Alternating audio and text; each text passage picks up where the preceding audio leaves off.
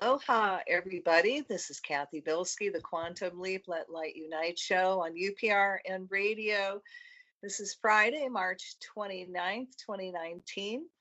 And tonight, I really do have a very special show for you. And I have to say, it's very appropriate for what's happening in these times. And we're going to talk about Palestine and what's happening with Palestine and the Israel conflict. And I asked Judith Bellow, who was on last week, talking about Venezuela. I mean, you are so knowledgeable, woman, to come back on and talk about this. Now, if you didn't hear what I said about Judy last week, I will go over it again this week.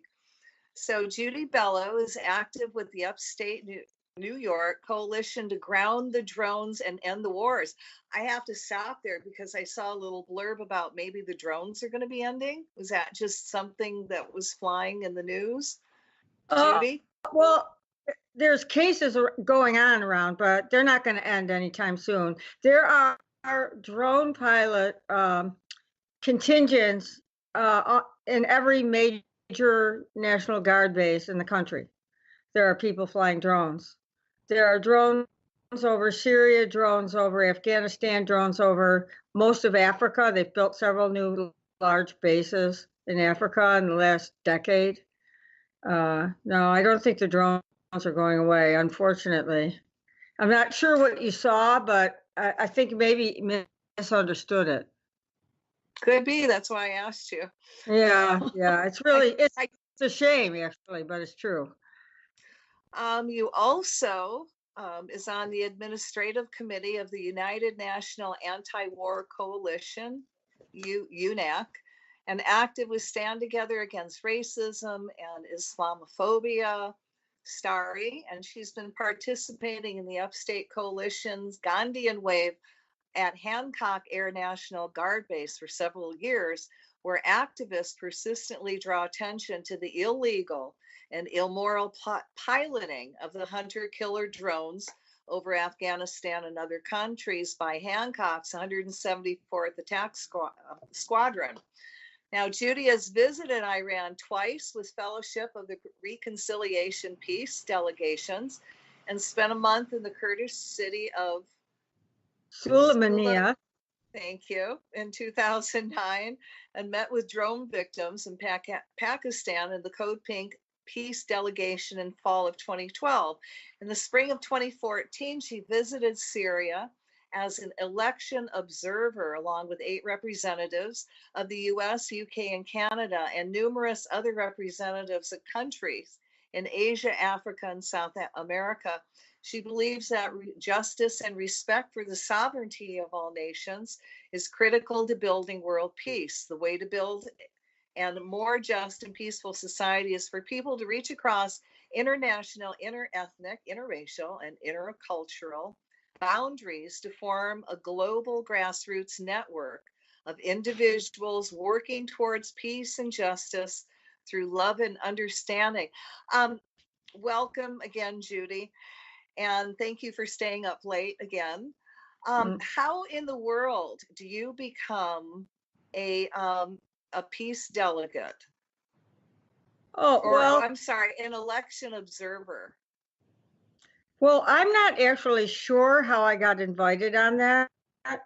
I know the leaders of through UNAC, I know the leaders of a lot of national organizations and through my travels, but to become an election observer, basically, I think that I had been to Iran twice, and there was an Iranian NGO that actually paid for us to go, paid our airfare for the handful of Americans who went.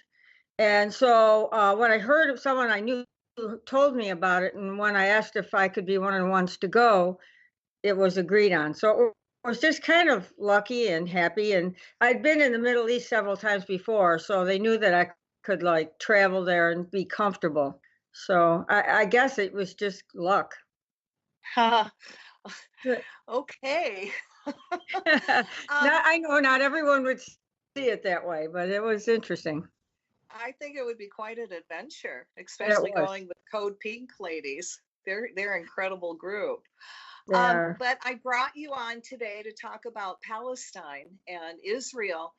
Um, Now, I believe that not everybody understands history or they remember history. So Mm-hmm. could you possibly take us back to how, Palestine, how long they've been a country and, what went on from there? Okay. Well, there are a variety of historical interpretations inside and outside of Israel. I might admit that there's a diversity of opinions of how many Jews left around the time that shortly after Christ lived.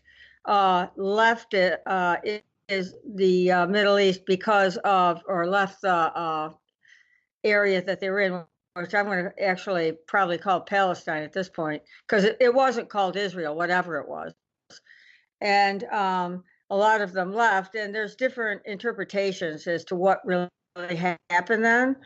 But Palestine, Philistine, well, the Philistines were there because they're in the Bible. They were there then. And these were just different tribes of essentially the same people who lived in that area. And so, regardless, many of the Jews either left or they stayed and were Jewish Arabs. There were Jewish Arabs in Iraq and in Iran. There's still Iranian Jews, and in Syria and Turkey, everywhere. So at that time, a lot of them converted. People converted because Islam came to town.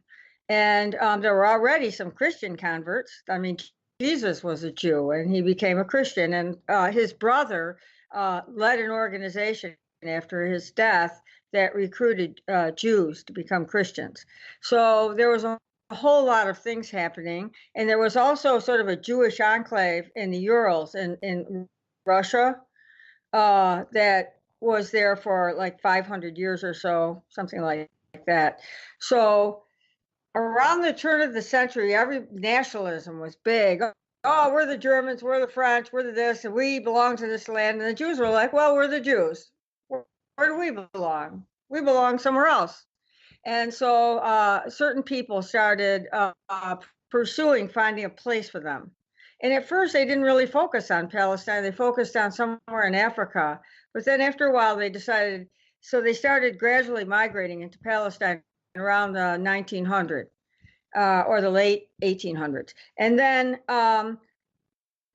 by the time of World War II, which was just a horrific thing going on against Jews, of course, in Europe, so lots more Jews were going to Israel, to what's now called Israel, which hadn't been named yet. And they wanted to control the territory. And I would want to say that I don't think this is an ethnic thing. I think this is a power struggle. The people who governed the Jews were Europeans, and you know that Europeans are better than everybody. And so they wanted to control the territory there. And so by that time, they might have been a quarter or a third of the population. And so the United Nations made up a map of how they would divide the territory after World War II. But that was the Zionists. I'm not going to call them the Jews, because really this is the Zionists. It's a political movement. It's not about what your religion is. This political movement called Zionism, who wanted more of the territory and more power, essentially wrote their own map, and they went around. They essentially drove all of the Arabs out of the areas that they wanted to control, or at least as many as they could. They emptied whole villages. So the West Bank was given to Jordan, and Gaza was given actually to Egypt. And so in 1967, there was another war because Egypt and Syria were upset because Israel was holding some of their territory. In fact, the president just gave the Golan to Israel once and for all, our president, even though under international law, you are not allowed to keep an occupied territory. You have to give it back.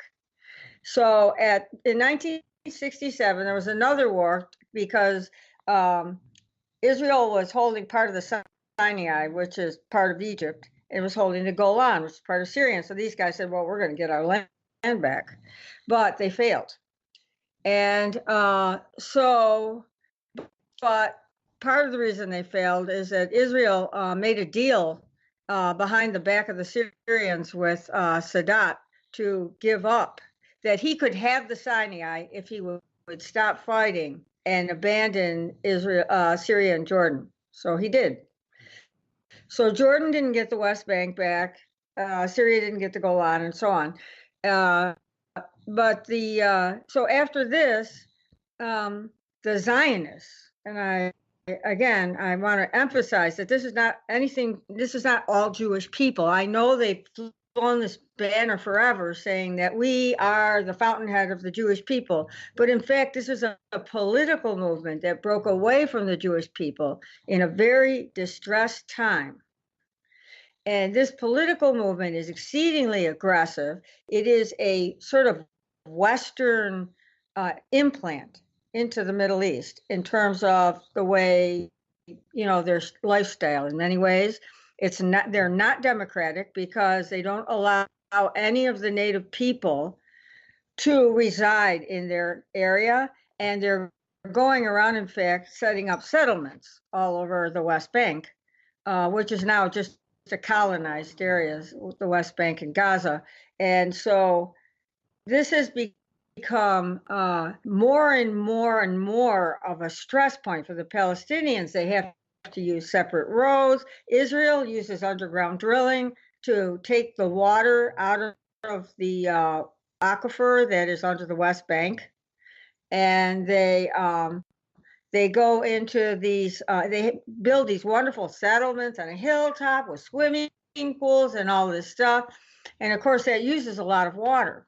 And so the Palestinians aren't allowed to use the water, even for drinking and bathing, because Israel has first dibs on the water.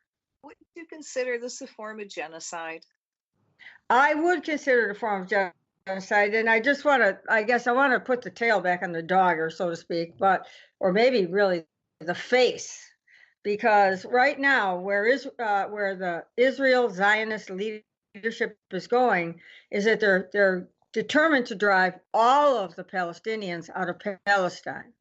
And they repeatedly say to these people who have roots, like they didn't have titles to their land because they've been in their generation for 200 years. They've been passed down from one generation to another for 200 years. Some of them had titles from Turkey, because Turkey was sort of had an empire for a while, but they've lived there for generations. And now the Zionists are basically saying, I don't know, you're an Arab, get out of here, go somewhere where the other Arabs are. We don't want you. But the Palestinians have been politicized enough to really fight for their territory, and they've never quit. And you see the same kind of spirit in Syria, where they were just completely overrun with terrorists, and they have stood their ground, unlike Gaddafi and Saddam Hussein and people like that. The presidents, their government has stood its ground. They have a parliament. And the people, although there's a lot of refugees, because in the middle of a war, you got to get out of the way or somebody's going to hurt you. They want to go home, and the Palestinians want to go home. And so one of their issues is that they want the right of return, whereas Israel is still busy trying to drive them out. And when I say the right of return, there are people who are literally carrying around the key to their house that some Israeli family is living in right now. But what they want by the right of return is just a chance to go back to the city where they have their roots, or the village, which has been demolished, but they can still go back there and build a new village. This seems like eminently reasonable. When Palestine was Palestine, which is for a very long time, it was always a multi-ethnic, multi-religious state. There were always Muslims, not always, because Islam didn't come till 700 AD, but basically new religions were taken in stride. So first there were the Jews, and there were the Philistines who were, they say all these horrible things about them in the Bible because they didn't worship the same God, because Jehovah at that point was still a tribal God. So they had another name for God. And then when Jesus came along, he converted Jews and everybody else. Not 100%, but, in large degree. He wasn't picky about who he was converting. And then when Muhammad came along, again, there was a whole new wave of conversions because these new guys had good ideas that made life better, basically. And that's not a surprise. I mean, everything changes in time. We have new ideas now, too. And so all this time, so what the Palestinians would like is to once again have a unified Palestine where you have everybody living together in peace. Everybody can drive on the roads. Everybody can vote. Everybody has equal access to the water, such as it is. And I think this is like a moment of sanity because they had the two-state solution for the longest time put up before us as, this is the best we can hope for. We'll give the Jews, and again, I don't want to say the Jews, I want to say the Zionists, the land they already hold, and we will let the Palestinians kind of govern the rest. But this is talking Bantustans, they were too small. And meanwhile, the Zionists keep colonizing the areas where the Palestinians are living and shutting them out of more and more and more turf. So ideally you would have a solution, and in my opinion, it actually doesn't matter what you call it when you're done, where everybody who wants to be there stays, and you just have a democratic state. This is not something that's going to happen easily because the Zionist government of Israel is very entrenched. And because Israelis are very afraid, because their press and their upbringing, everything about their society teaches them from the time they're small children that everyone on the outside is hostile and they have to be very careful. And in reality, they're living, well, and nobody would be mad at them if they would just live with everyone else. And so there are some people who look on the feelings of the people who actually live in Israel as being kind of like a post-traumatic stress disorder. And but I think the government of Israel, no, that's not the case. These are very, very aggressive. The Zionist government is aggressive, it's conservative, and it's essentially doing to the Palestinians what the U.S. government did throughout the 18th and 19th centuries to the Native Americans, which is drive them basically into the ground, is a complete genocide. There's so few of them left, it's hard to imagine. And there's certain arrogance to that, to say that, okay, those people are unworthy, they're not like us. And that I would hope our world is outgrowing, because it's really sad. Can I add that I find very interesting that when Israel sends bombs over to Palestine, a lot of it is nuclear material. And it's like, they don't think that nuclear material doesn't flow down into their territories or go into the water that they're going to drink. I mean, if they haven't realized that their cancer rate has gone up quite a bit, from my understanding. Yeah, well, and it's happened to American soldiers too, because we use depleted uranium all over the Middle East, in Iraq and Syria and Libya, in Afghanistan. It's just everywhere. They're doing it in Hawaii on top of the mountain. Really? Yes. Yeah. Where the water comes from, right? I mean, on top of the mountain. How insane. That's all I can say. Or we also, and this is a good one, where they'll come on and they'll, go to their little sections and they'll use live ammo and they'll start a fire, but they won't own it.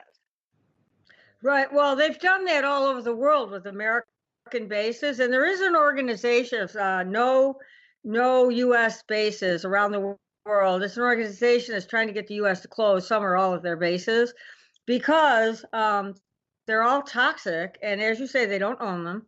And Hawaii is an interesting case because Hawaii was until the late 1800s, Hawaii was still independent. I don't know what your date is when you joined the U.S., but it wasn't really a consensual thing. It was something where the U.S. said, "You have stuff we want. I think, bye bye, Queen. We're gonna govern here now." Well, And basically, if you don't allow us in, we're going to come in and kill all your people and all your men. right, And what they're doing all over, okay, everywhere. well, come on in, Yeah. But yeah, so I call Hawaii, it's really not a part of the United States, but not really. It's a country of its own that's occupied by the United States. That's true. That's true. And I mean, it's true in Puerto Rico, and there's just so many, and you could tell because when they got the hurricane, they did not get taken care of, like, say, Texas, which had one a month before that or whatever it was. It's unbelievable just how devalued the lives of the peoples of these countries are.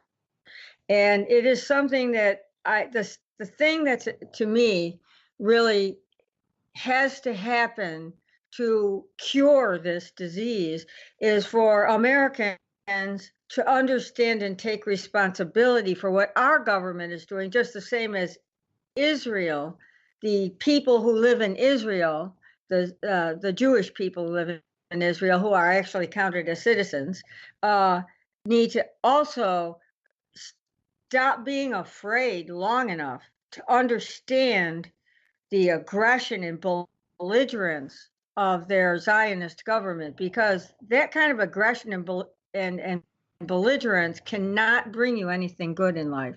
This is, it's a magnet for violence and hostility, and so it keeps having to arm up, arm up, arm up for this phantasm that it's created itself. It created it itself. And our country's doing that too.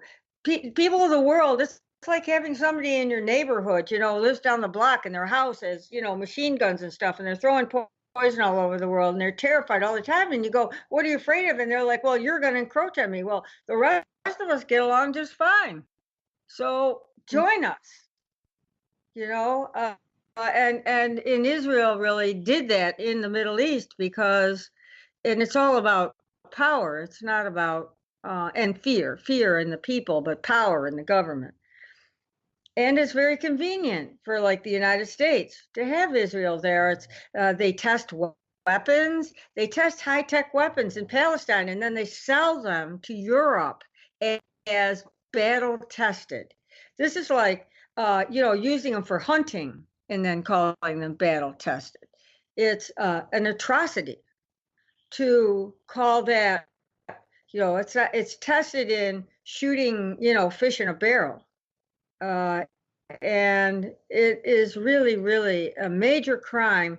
And Americans don't know about it because, in general, the press doesn't cover it, pretty much doesn't cover it at all. And even in Israel, you can have discussion about it. But here, it's hard to even find a place to have a discussion about it. So I think this is something all Americans need to start investigating. There's certainly a ton of information on the internet about it. There are some great writers who are Israeli who have presented the truth about what's going on over there. And there are some people here who presented the truth too, to let people understand that our governments are not acting, they're not only hurting other people, which maybe you can close out if you're, focused on your own life, but they're giving you, you are not taking responsibility for something that is yours to own. And when I say you, I mean me too. So there's a little bit of a debate out there of whether, we should say them or me when we're talking about our government. But I don't know how we can avoid the fact that this is our country, and if something bad is happening, then we have some responsibility for it. Unless, we're in a complete dictatorship, which in some ways we are, but. Well, now Trump moved the embassy to Jerusalem. Jerusalem. Yeah, yep. Now, what was the reaction of the Palestinians to that?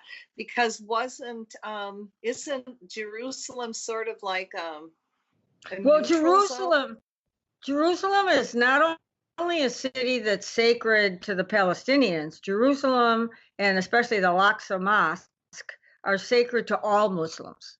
And so from the very beginning, it was decided by the United Nations that Jerusalem would be neither Israeli nor Palestinian, but it would be an international city governed by the United Nations. But that war in 1967 that I mentioned, Israel took over most. Well, they probably took over all of Jerusalem, but what happened was the United Nations pushed them back so that about a third of it stayed Palestinian. But right now what's happened is that Israel is driving those Palestinians out of their homes and pushing them back. And so by moving the U.S. embassy there, up till now, no one would put an embassy there because it's not really Israel. It was designated by the United Nations to be an international city. So, and the Palestinians and the Israelis both want it for their capital. So at least it was divided in half. You might have a boundary, but it's an absurd boundary in the middle of a big city. And so by moving our embassy there, and I'm pretty sure it's actually either in the Palestinian area or very close to it, they are basically saying all of Jerusalem belongs to Israel. And they're doing the same thing, actually, by Trump saying, okay, we're going to give the Golan. Well, who are you to give the Golan Heights to Israel? They occupied it in 1967. In 1973 or 4, it might be 4, they had another very brief war where Israel stomped on the Syrians who were trying to use militarily to get the Golan back, and they failed. But the United Nations every year has a roll call, and they say, who stands up for the Palestinians to have their state and their territory? And it's usually United States, and it's unanimous, with the exception of the United States and Israel and one or two small islands that need money, that they want to give it to the Palestinians. I mean, it comes up literally every year in both the Security Council and the General Assembly. And the General Assembly basically, in large majority, supports the Palestinians and a Palestinian Palestine. Not that, again, not to say that any Jews have to leave or anything like that, or that they're going to be persecuted, just to say that nobody will be persecuted. And it will go back to being what that land already always was, which is a birthplace of many, many cultures. And it's a place where cultures mix and blend. And because it's right on the shore there of the Mediterranean. So, well, if you're going to give people a picture of, oh wow, yeah, you'll have to take like the whole, what was Palestine, say it was like 10 out of 10, what has Israel reduced their land to? Would you say maybe 3/10 of what they've had? Do they now maybe own less? Like maybe less? Maybe less, because in the West, first of all, Gaza is very, very small. There's a lot of people crowded in there. It's essentially like a refugee camp on the seashore. But on the West Bank, because Palestinians don't control most of the area that's considered Palestine, in other words, that it's all governed by Israeli IDF police, basically. Military people, though, what they are is military. They're not police in the sense that we understand them. They're actually soldiers who have been drafted into the army, and they.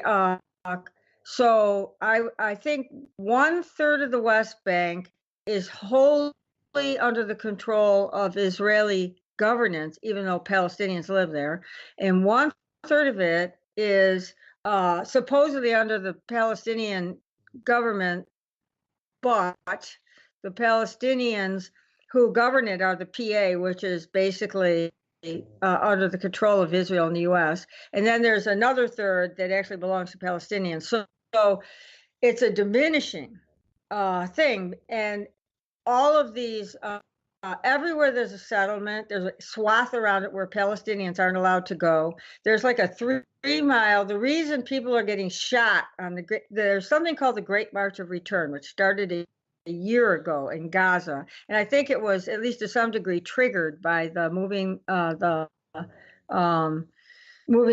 American embassy to Jerusalem, because that really says to the Palestinians, you have no rights. And so these people started doing this Great March of Return. And if you look at the pictures, you can see there's children there, there's women there, people camping out, sitting around a fire, having their dinner. There's like first aid tents and stuff. It has sort of a festival environment. There's fires burning in tires and stuff, because that's one way they can protect themselves from being real visible to the snipers. But there's a boundary of somewhere between 1 and 3 miles inside of a tall fence with guard shacks along the border between Gaza and Israel.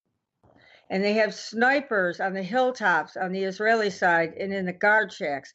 And the Palestinians come every day, and they come not to the fence, but they come up towards the fence, and they hold up signs. And sometimes young boys throw rocks or something, but I mean, there's nothing to throw them at, really. Basically, they're just like, it's a defiance. It's so the people have been there in greater or lesser numbers for a year, as of the 30th of March this year. And because that celebrates a day when Palestinians commemorate some people who died trying to protesting in Israel about the loss of their land. And so they come up outside this fence, and the snipers just shoot them. And I think 1,000 or 1,200 people have been killed in the last year, just in this protest. Literally a peaceful protest. The only smoke coming from the Palestinian side is the burning tires that they use so that it's harder for the snipers to aim through the smoke. Well, we can say that Israel, really, if you're an activist, I remember Rachel Corrie. Yes, they killed her too. Activist. They killed her, and people that don't know, she was a young girl, and she was trying to stop the Israelis from bulldozing a house. She stood in front of the bulldozer, and they ran her over and killed her. Isn't it awful? There's a young man who died a couple of years ago who was a college student. I wish I could remember his name, because I was just reading about him, but he was shot by the Israeli, shot in the head by a sniper.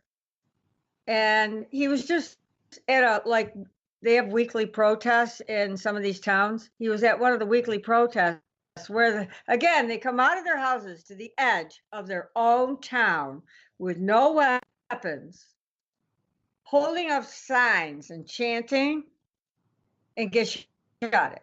I mean, it's really an amazing act of defiance, but the Palestinians are like really they're devoted to holding their identity in their land. Because if they go to another country, there's half of Africa, North Africa anyway, and the whole Middle East speaks Arabic, but they're not culturally exactly the same, and it's not their land. It's not the place where their grandmother and their great-grandmother and their great-great-grandmother died and is there. It's somewhere else. And I don't think Americans, again, sadly, and I'm sure Israelis don't understand this kind of attachment to a spot, not out of obsession, but out of just having always lived there through generations. And because America's only been here for 250 years or however many, it's less than 300 years. Palestine has been there, and the Palestinians have been there, whatever religion they chose to endorse at the time, and now it's Christianity and Islam mostly. They've been there for 2,000 years. They started being Christians, shortly after Christ died, some of them. And to say that, and there's a lot of people that are of the opinion that many of the Palestinians were, 2,000 years ago, they're descended from the Israeli tribe as well. These are the people who stayed.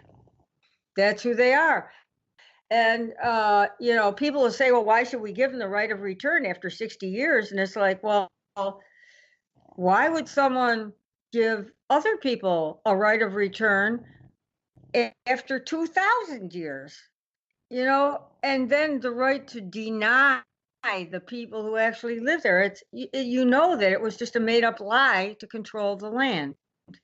Not having the people be there, but to say that, to tie it to the Bible and to, create animosity and only us and all this, that's all a power play. That doesn't help anybody except the person in power.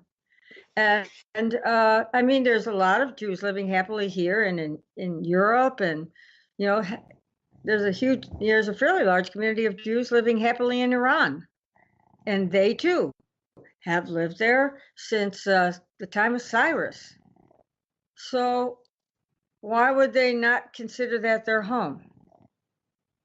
People forcing people to move is really not pretty. So, well, let's touch briefly on what the Zionists, don't they have all kinds of blockades? Well, they do. They have a wall, and they have the sea, which I think is very, very sad. They have the sea outside of Gaza blockaded so that the fishermen can only fish a couple miles out from shore, which is very close if you're like talking about deep sea fishing. And and then again, if they transgress, they get shot. Well, what about the people that have been, the medicine and the peace boats bringing all kinds of things to the Palestinians? Right. Well, and the peace boats have been turned away every time. People have had things stolen from them.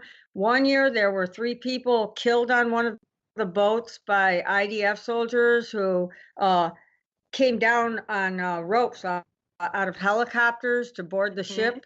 I mean, it was a major international incident in a sense, because Turkey was very upset because that was the home of the people who. But interestingly, one of the kids that was murdered, the youngest one, he was like 16 years old. He was living in Turkey, and that's how he got to be on. He came through an NGO from Turkey, but he was born in the United States while his father was in school here. So he was technically an American. But the Americans didn't say a word. And they didn't make any kind of diplomatic assertion about it. Didn't Israel go after, mostly Middle Eastern people? And on that well, the ones they killed were, yes, because it's a racist. Yeah, it is they were a very racist. Specific on who they killed. Yes, and the Zionism is racist because they are not. It's not even that they're Jews, because a lot of them aren't religious. They aren't religious practitioners, but they're white people living in an area that was populated by another race. And I think the reason that sooner or later the Palestinians will win this, if they can survive, the ones that are there, is because they aren't asking they aren't asking the people to leave. They aren't asking, they aren't demanding that the foreigners go away or anything like that. What they're saying is, we have to have a democratic society where everyone is equal. Well, this is, people should like go, well, yeah, of course. But they don't really understand that it isn't democratic because it's so racist. It's like the government in South Africa was democratic for white people, but Well, not can you black. call them, Zionist Nazis? They are in a sense, yes. And again, I can see where one might, at least in terms of the people, tie that back to World War II and some kind of cultural PTSD. But Benjamin Netanyahu went to school in the United States. He's an American as well as an Israeli. And previous prime ministers have all come out of that Zionist power movement. And I don't think you can tie that to post-traumatic stress disorder. I think that is people looking for a place where they can have power and exert it. And racism is a good way to divide people and make them all afraid. And racism is, sort of intrinsic in European culture. There was like, when they talk about Solomon's beautiful wife, she was from Ethiopia, and he was from the Mediterranean. And it's true, Ethiopian people tend to be kind of pretty, tall and slender. So, not that there's not other forms of prettiness, I might say, but they do. They have nice, comely features. And, but racism was not an issue then. It was never about race. It was about who was in power where. And that came from the North. And I just think that European culture, because they were always fighting with each other, actually, for the last, like, however many thousand years in Germany and France and Italy and all those places, there were all these they really weren't even countries. They were little fiefdoms and collections of fiefdoms that fought with each other internally and they fought with the next guy over externally. That's why you have a country like Switzerland where they speak 3 different languages, because when they finally resolved it, they couldn't get clean borders. But, and I'm glad the Europeans aren't doing that anymore, but they turned that energy outward and they had the technology for steel smelting, iron smelting. And they used that to make weapons that no one else in the world was able to fight against. It's like they had Excalibur and no one else could had, it would break every other sword. And so no one could defend themselves from them. And this is why colonialism is happened, but why it hasn't ended is because entrenched power is entrenched and people don't want to let go. Well, let's just, can you describe, because, we talked just a little bit about Israel has their own roads and it's like a super highway because very few Israel people are on it. And then you've got the roads for the Palestinians and there's roadblock on roadblock on Right. roadblock. There's so many checkpoints that it would take hours to go, a 15-minute journey. People die at checkpoints routinely because the ambulance was stopped, because they actually literally are forced to change ambulances sometimes, or sometimes they just are just waylaid, whatever. And people die at checkpoints. People give birth at checkpoints. Children can't go to school because of checkpoints, because sometimes they can get through in time to get there and sometimes they can't. And they're not only between the villages, but they're like in the cities and they're just everywhere. And so the Palestinians, they have poor roads, they have narrow roads, and they have checkpoints on them. And they have 18 to 20-year-old people operating these checkpoints who are not experienced and have been told to be as hard as possible and are trying to man up to it or woman up to it, depending on their gender, but they're trying to be tough.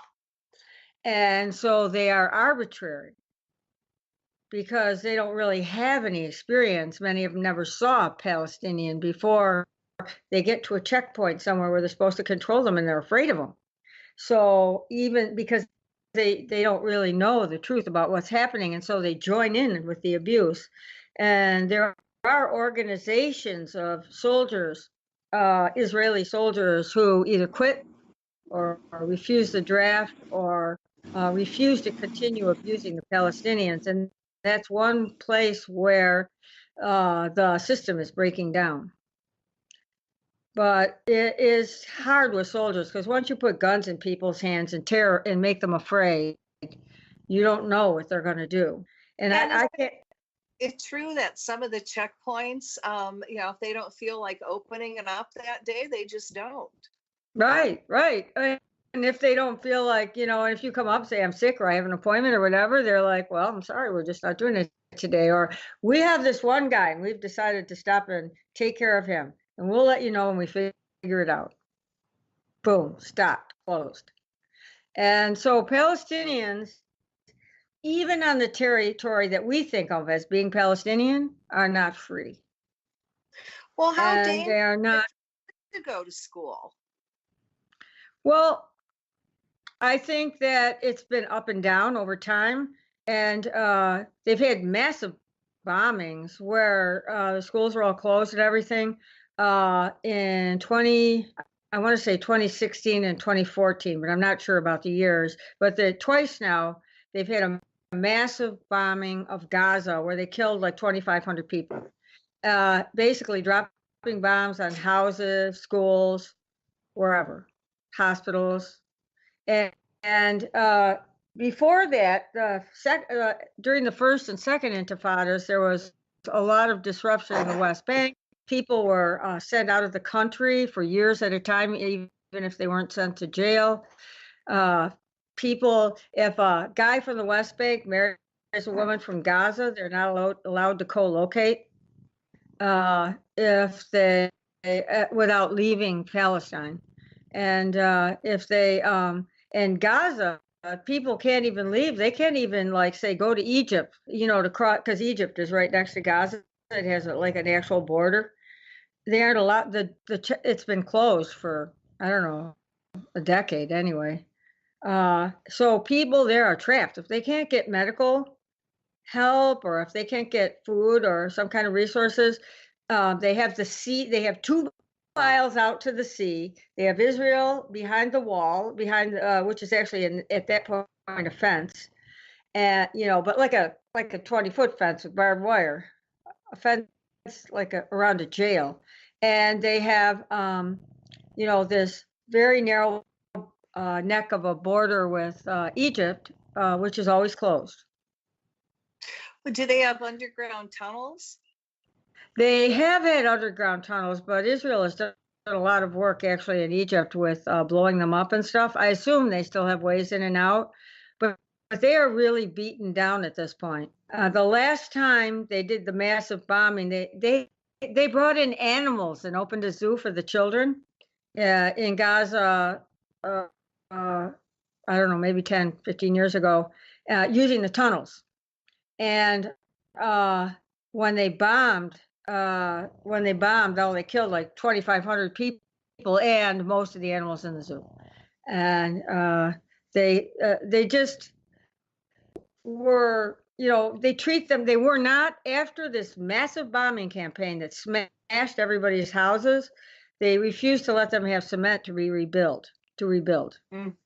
So there are people living in the rubble of something constructed out of the rubble of what used to be their home a couple of years ago. There are people, it's just been devastating. Reporters have been killed. Several reporters have been killed. Someone made a movie, and I saw it, but I don't remember the name anymore. But someone made a movie. They had a bunch of reporters in the West. This was in the West Bank during the Intifada. And they were staying at this house, and this guy, I guess he wanted to leave. I'm not sure why, but he was one of the press people. He's wearing a press hat. He was wearing the vest that says press on it and everything. And it was night. And he went outside, and he had the vest has the press on it in something that lights up when you shine a light on it. And they killed him. Anything that moves. Anything that moves. And this has been happening in Palestine, increasingly over the 60 years that Israel has been established there. And it's getting worse, not better. And I can recommend another film, which I do know what it's called. It's called The Lobby. And you can actually find a version of it on YouTube. But it shows the extent to which AIPAC will go to manipulate members of the U.S. government. And it's very, very unbelievable. I mean, it's just, they set people up, they go on college campuses, and they ruin the reputations of the leaders of the pro-Palestine movement, and they, or teachers who are involved with it. Several Palestinian teachers and or supporters of Palestine have